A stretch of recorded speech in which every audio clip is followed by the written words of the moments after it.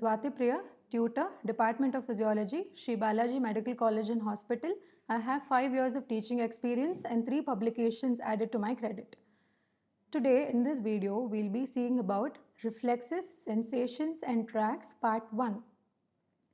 So these are the learning objectives: reflex arc, components of reflex arc, types and classification of reflexes, properties of reflexes and different types of sensations. So these are the topics which we are going to cover in today's video. Reflex.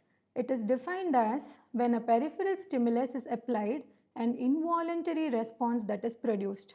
It is called a reflex activity. So it is the sensory stimulus is automatically converted into a motor stimulus. A reflex activity is always a protective mechanism. This is the reflex arc. The components of the reflex arc are receptor, efferent nerve, center, efferent nerve and effector organ. So a picture shows the reflex arc.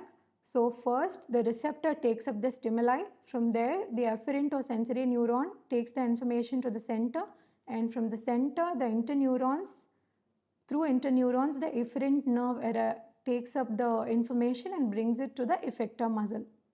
Before moving on to the reflexes, we should first know what are dermatomes.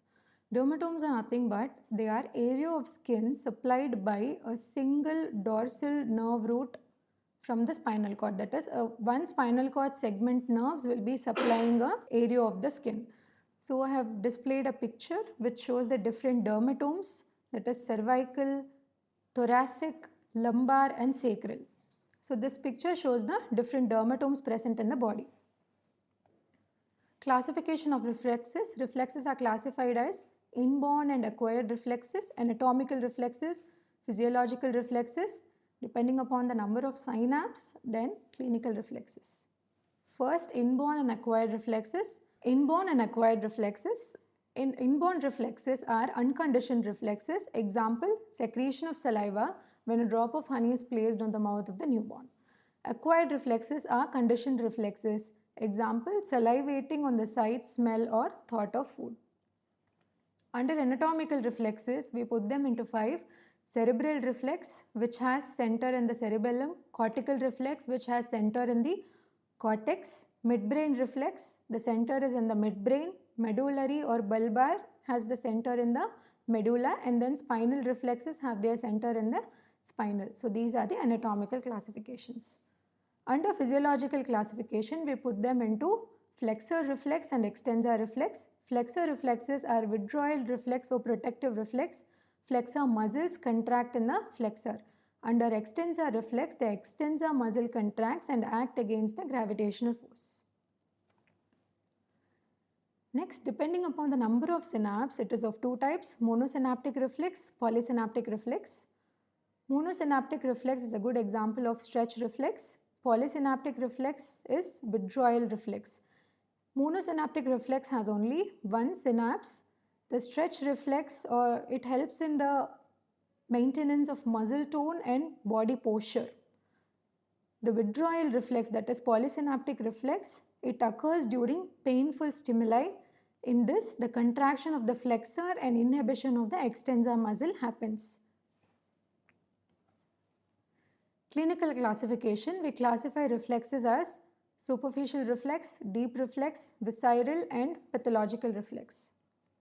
So under superficial reflex, corneal reflex, conjunctival, nasal, pharyngeal and uvular reflex. So corneal reflex, when cornea is irritated, closure of the eye is the response. Conjunctival, irritation of conjunctiva causes blinking of the eye.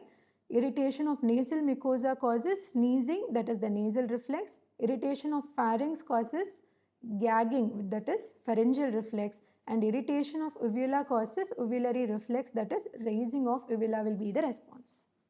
So these are the efferent, center and efferent nerves responsible for these reflexes. Next is scapular. Irritation of interscapular region causes contraction of the scapula. Upper abdominal reflex and lower abdominal reflex. Stroking of upper abdominal wall and lower abdominal wall causes ipsilateral contraction of the abdominal muscle and movement towards the stroke. So this is about the upper abdominal and lower abdominal reflex. Next is cremasteric. So in cremasteric, stroking the skin at the inner aspect of the thigh causes contraction of the testicles. Gluteal reflex, stroking the skin on the glutei causes contraction of the glutei. Plantar reflex, stroking the skin of the sole causes plantar flexion and abduction of all toes. Bulbocarvonial reflex, stroking of the dorsum of glans penis, contraction of the bulbocarnivorous. Anal reflex, stroking the anal region causes contraction of the anal sphincter. So in the last column, I have mentioned about the centers which are responsible, that is the root values which are responsible for the above mentioned reflexes. Next, we will move on to the deep reflex. Jaw jerk.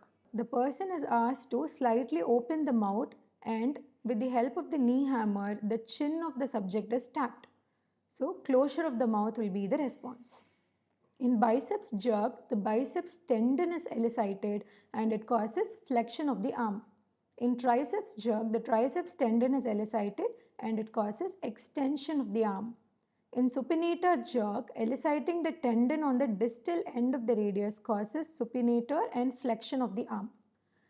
In knee jerk, patellar tendon is elicited and it causes extension of the leg. Ankle jerk, the Achilles tendon is elicited and it causes plantar flexion of the foot. The last column, the root value of the above mentioned reflexes are displayed. Visceral reflexes are of three types: pupillary light reflex, oculocardiac reflex and carotid sinus reflex. Pupillary reflex is further divided into three types: light reflex, accommodation reflex and ciliospinal reflex. Oculocardiac reflex causes decrease in the heart rate when pressure is applied over the eyeball. Carotid sinus reflex causes tight collar when pressure given on the carotid sinus present in the neck, it decreases the heart rate and blood pressure. Pathological reflexes. Under pathological reflexes, we will be seeing about Babinski's sign. So this is abnormal plantar flexion. When sole of the foot is stroked with the blunt end of the knee hammer, for normal reflex, we will be getting plantar flexion and abduction of all the toes. But under abnormal conditions like upper motor neuron lesion, dorsiflexion of the great toe and fanning of the other toes occurs, which means it is Babinski's sign positive. Clonus. While eliciting a deep reflex, it is a rapid and jerky movement. The deep reflex is exaggerated in this. It is well seen in calf muscle showing ankle clonus and quadricep muscle showing patellar clonus. Next is pendula movement.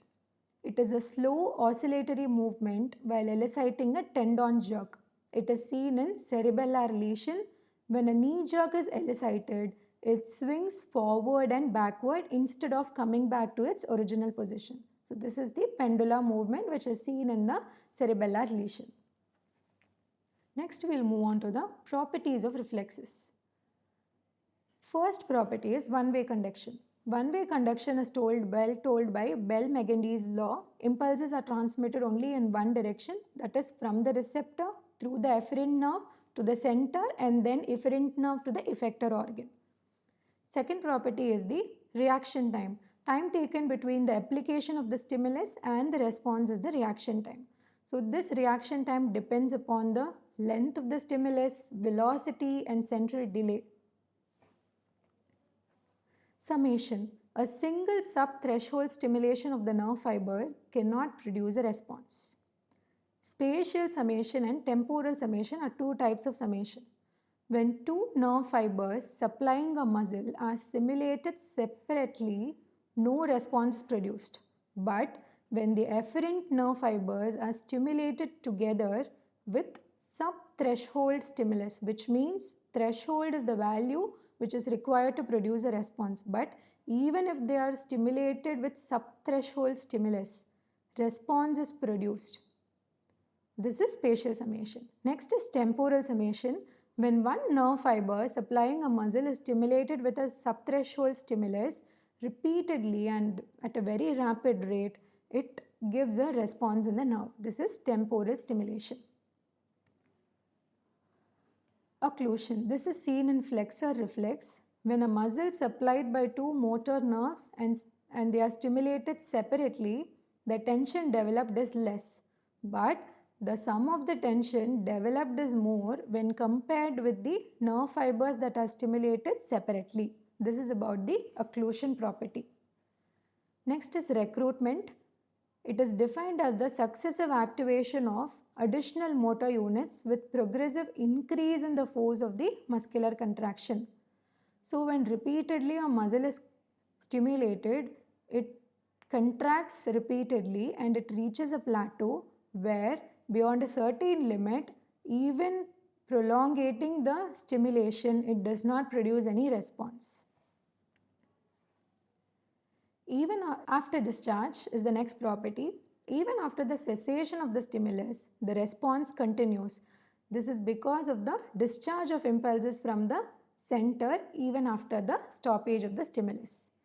The last property is fatigue. Repeated stimulation of the muscle causes gradual reduction in the response. The seat of fatigue is synapse. Next, we are going to see about the types of sensations. Sensations are nothing but a mode of perception or change either in the internal or external environment. So, sensations are generally classified into general and special sensations. Under general sensations, we have somatic and visceral.